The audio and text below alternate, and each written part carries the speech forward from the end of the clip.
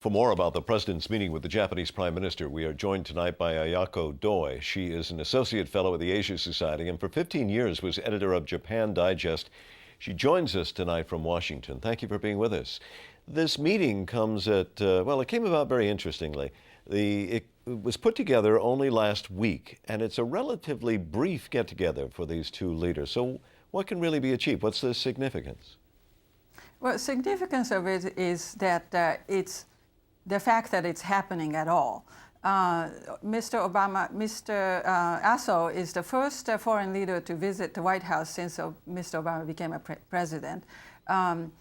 Japan was chosen as the first stop for Secretary Clinton in her Asia trip last week.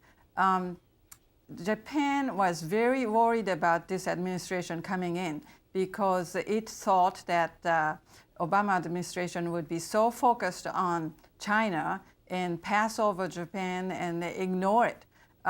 So by giving Japan this kind of very high-profile treatment, Japanese have nothing to complain and make them want to cooperate with this administration. It comes at a time when cooperation is vastly needed, certainly with trying to deal with this economic crisis.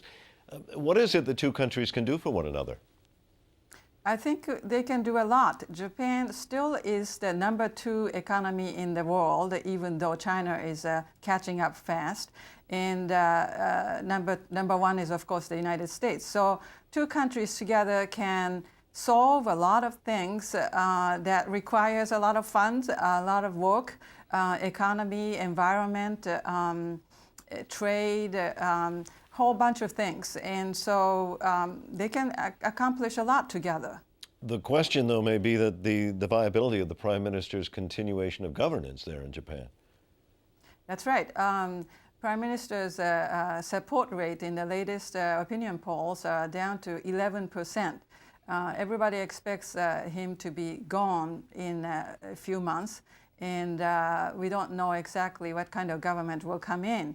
So there is definitely a lack of leadership in Japan, and the question is whether they can deliver what Mr. Obama is expecting Japan to do. We only have about 30 seconds left, but I do want to ask you about North Korea. There is talk that it's going to launch perhaps a missile, a satellite. How big a concern is that to Japan? And if not the missile, then what is the major North Korean concern? This is not the first time that North Korea launches a missile. It's been happening since the 1990s. And so it's another one of the annoying events regarding North Korea. Japan, of course, doesn't feel good about it, but Japan's real concern in the emotional level is what they call the abduction issue of many Japanese citizens having been kidnapped by North Korea and never heard of since. And so Japan's position is that until there is a resolution to this issue, Japan will not give aid or cooperate in any way to help North Korea in exchange for dismantlement of nuclear program or missile program. Ayako Doi, thank you very much for talking with us this evening. Thank you.